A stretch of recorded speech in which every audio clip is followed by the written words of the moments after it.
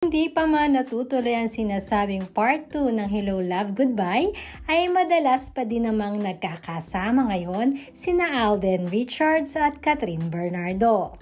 Diyan kasi ang iba't ibang endorsements na pinagkakaabalahan nila ngayon at palagi silang nagkikita.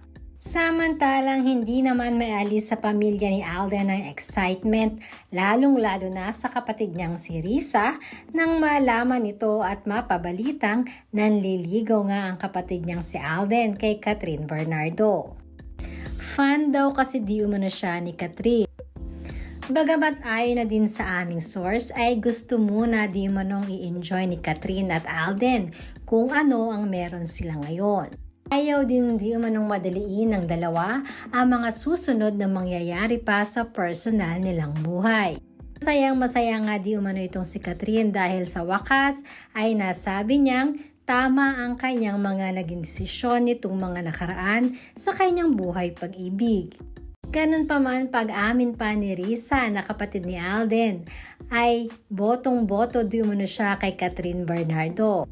Sa tinagal-tagal na walang dinadalang girlfriend nitong si Alden ay excited di umano sila na makilala si Catherine in person kung mapagbibigyan.